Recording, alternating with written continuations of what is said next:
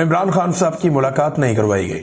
آج ملاقات کا دن تھا، عدالتی آرڈر موجود تھے، عمران خان صاحب کو ملنے کے لیے ان کی پارٹی کے لوگ پہنچے، وکلا پہنچے، لیکن ان کی ملاقات نہیں کروائی گئی۔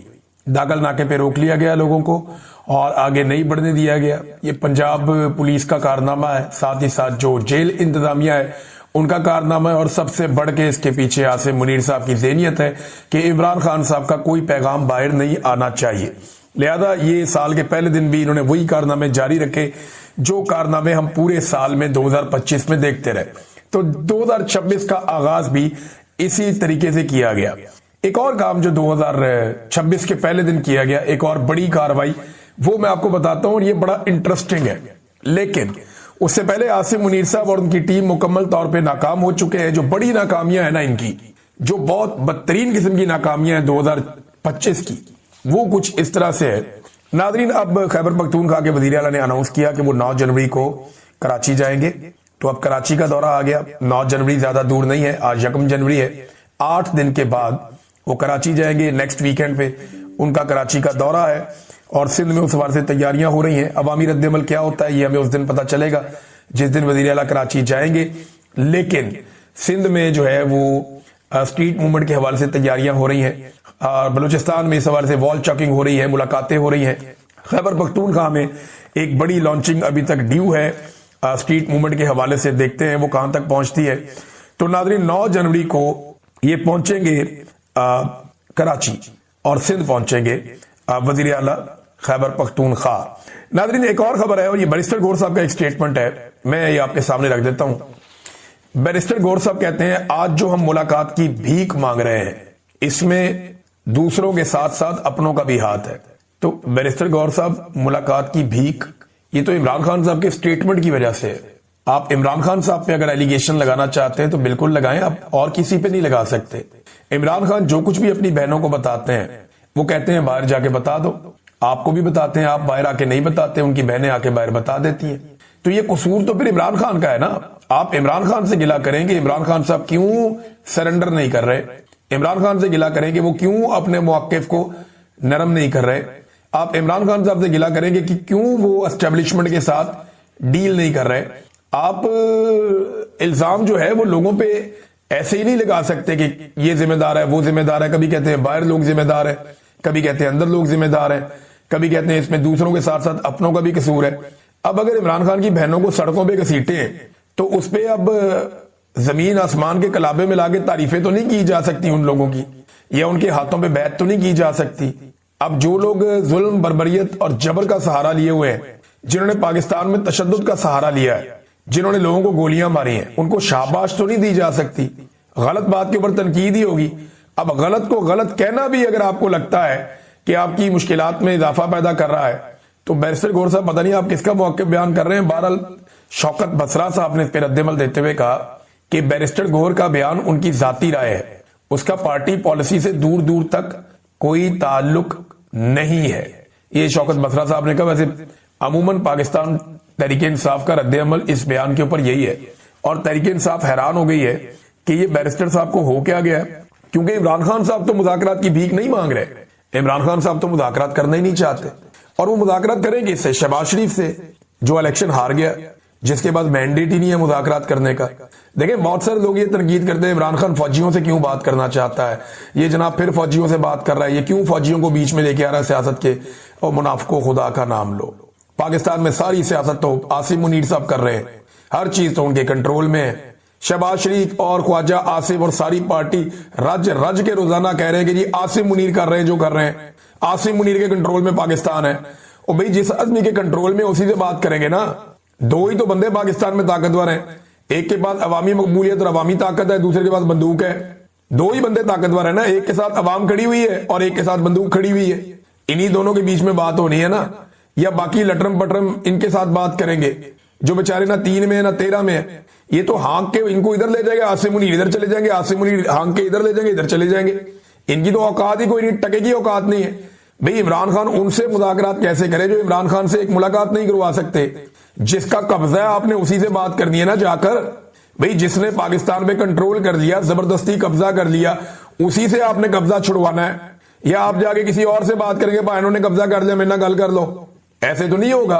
आसिम मुनीर का कब्जा है ना पाकिस्तान पे, तो आसिम मुनीर से ही बात करनी है इमरान खान ने, या एस्टेब्लिशमेंट का कब्जा है तो पीटीआई ने एस्टेब्लिशमेंट से ही बात करनी है। ये हुकूमतें ना 3 में ना 13 में, इनकी तो औकात ही कोई नहीं है। ये तो दिन रात मदासराई में लगे हुए हैं, खुशामदों में लगे हुए हैं। मैं आपको एक और चीज दिखाता हूं, ये देखें जरा आप। ये स्टेटमेंट है मरियम औरंगजेब का, ये बड़ा इंटरेस्टिंग स्टेटमेंट है। ये स्टेटमेंट आप देखिए। साल 2025 में कुदरत ने पाकिस्तान को तारीखी कामयाबियों से नवाजा। ये जो नवाजा लफ्ज है, नवाज नहीं है, याद रखिएगा, नवाजा। पाकिस्तान को तारीखी कामयाबियों से नवाजा। फील्ड मार्शल सैयद आसिम मुनीर की जुर्रत, स्ट्रेटेजिक बसीरत और गैर मुतजलजल अज़म ने न सिर्फ मुल्की सलामती को यकीनी बनाया, बल्कि पाकिस्तान की ताकत और इस्तकामत को मजीद मजबूत किया। मरियम औरंगजेब। अब इन लोगों से बंदा क्या मुज़ाकरात करे, इनकी तो औकात ही टके की नहीं है। एक दौर में मरियम औरंगजेब कहती थी कि नवाज शरीफ एक नशा है। क्या है जी? नवाज शरीफ एक नशा है। और आज वो खातून भी आसिम मुनीर की तारीफें कर रही। खुर्रम दस्तगीर आसिम मुनीर की तारीफें, शहबाज शरीफ आसिम मुनीर की तारीफें, मरियम नवाज आसिम मुनीर की तारीफें। जितने इनके ऊपर से लेके नीचे तक एमएनएस, एमपीएस, सेनेटर्स हैं, वो दिन रात आसिम मुनीर को अपना लीडर मानते हैं। इनमें कोई भी ऐसा नहीं है जो नवाज शरीफ को अपना लीडर मानता हो। तो जब नवाज शरीफ लीडर ही नहीं है, लीडर आसिम मुनीर है नून लीग का, और आसिफ अली जरदारी और बिलावल ने दोनों ने बेनजीर भुट्टो की बरसी में बताया कि जुल्फिकार भुट्टो और बेनजीर भुट्टो से भी बड़ा लीडर आसिम मुनीर है, जितनी उन्होंने गेम चुक दी उनकी। तो अब मामला यह है, कल तक जिनका भुट्टो जिंदा था, आज उनके हाथ में झंडा है आसिम मुनीर का, तो वो भी आसिम मुनीर साहब को अपना लीडर मानते हैं। तो इमरान खान क्यों छोटे मोटे रेलू कट्टों के साथ बात करे? वो तो कमजोर टीम के साथ मैच तब नहीं खेलता था, बाहर बैठ जाता था कि यार कमजोर टीम है, मैं बाहर बैठता हूं, किसी और को मौका दो। उसकी तो ये आदत थी। तो वो इन कमजोर लोगों से बात नहीं करेगा, वो बात उन्हीं से करेगा जिनको ये सारे लोग अपना लीडर मानते हैं, और आज सारे मिलके अपना लीडर आसिम मुनीर को मानते हैं। तो इमरान खान को और आसिम मुनीर को ही मामला तय करना है, जो भी मामला तय होना है, और कोई नहीं कर सकता, और होना भी नहीं है। नाज़रीन, खैबर पख्तूनख्वा के अवाम ने आसिम मुनीर को 2025 का हीरो करार दे दिया। ये हुआ ये कि लुक लुक के छुप छुप के इन्होंने लोगों के इंटरव्यू किए और लोगों से स्टेटमेंट निकलवाए। एक सर्वे करवा लेना ओपन, चले और कोई ना करवाए, DGISPR एक काम करें, वो अपने ट्विटर अकाउंट से पूछें कि 2025 का सबसे बड़ा हीरो कौन है। इमरान खान अपनी लड़ाई नहीं लड़ रहा, इमरान खान पाकिस्तान की कौम की लड़ाई लड़ रहा है। जब वो 26 करोड़ लोगों के लिए मार खा रहा है, तो 26 करोड़ लोग उसे वापस रिस्पॉन्ड क्यों नहीं कर रहे? बात यह है कि लोग निकलते हैं, जोर लगाते हैं, लेकिन वो जिस लेवल पे निकलना चाहिए वो काम अभी तक हमने होता हुआ नहीं देखा। और जब लोग बहुत बड़ी तादाद में निकले, उस वक्त गंडापुर साहब ने काम दिखा दिया था, अनफॉर्चुनेटली। बहरहाल दोबारा मोमेंटम बनाने की कोशिश की जा रही है। सुहेल अफरीदी ने कोहाट में अब जलसा किया, जलसा अच्छा था, तगड़ा जलसा था, लेकिन जो पिछले साल वाला मोमेंटम है वो मैं आपको साफ बताऊं, वो अभी तक नहीं बना। जो मोमेंटम अली अमीन गंडापुर को बना बनाया मिला था ना, जो ताकत उसे बनी बनाई मिली थी, सुहेल अफरीदी को वो नहीं मिली। सुहेल अफरीदी का आगाज होता है एक ऐसे जलसे से जो अली अमीन अपना आखिरी जलसा करके जाता है। अली अमीन का जो आखिरी जलसा था, उसके अंदर तो लोग बात ही नहीं सुन रहे थे, तकरीर ही नहीं सुन रहे थे। पंजाब से लोग गए थे, फिर भी जलसा का कामयाब ये उस तरह जलसा नहीं हुआ था जो पेशावर में अली अमीन आखिरी जलसा करके गया। तो ये मोमेंटम बिल्कुल तोड़कर चला गया था। सुहेल अफरीदी अब उसको ऊपर की तरफ उठा रहा है, करते करते काफी बेहतरी आ गई है। लेकिन मैं आपको साफ बात बताऊं तो पिछले साल जितना मोमेंटम नहीं है जो पाकिस्तान तहरीके इंसाफ ने बना लिया था। लेकिन बड़े सख्त बयान आता है जो अब शुरू हो गए। सुहेल अफरीदी ने कहा कि डी चौक से आजादी लेकर आएंगे या कफन पहनकर वापस आएंगे। ये बात अली अमीन गंडापुर ने भी की थी, लेकिन गंडापुर साहब अपनी बात पे पूरा नहीं उतरे। वो कह रहे थे मैं कफन लेकर जाऊंगा, कफन पहनकर वापस आऊंगा, मर के वापस आऊंगा, गोली खाऊंगा। लेकिन जैसे ही गोली चली, अली अमीन गंडापुर डी चौक से फरार हो गए। बल्कि बहुत पहले ही एक चौक था, वहां से फरार हो गए। फिर उससे पहले जब मुकाबला करने का टाइम था, वो पहाड़ियां चढ़ गए। तो गंडापुर साहब ने सारा मोमेंटम ही तोड़ के रख दिया, एतबार ही लोगों का खत्म कर दिया। अब सुहेल अफरीदी साहब ने ये स्टेटमेंट दिया, पहले मौका जाया कर दिया गया। देखिए 2024 में और 2025 में फर्क क्या है ये आप समझिए। गंडापुर को ऐसी कौन कौन सी चीजों की सहूलत मैसर थी जो सुहेल अफरीदी को आज मैसर नहीं है। सुहेल अफरीदी को ज्यादा मेहनत क्यों करनी पड़ेगी, ज्यादा काम क्यों करना पड़ेगा, उसकी वजह बताता हूं आपको मैं। सबसे पहली वजह यह है कि 2024 में मौजूदा मिलिट्री रजीम या आसिम मुनीर साहब या शहबाज शरीफ साहब, इनकी डोनाल्ड ट्रंप के साथ कोई यारी नहीं थी।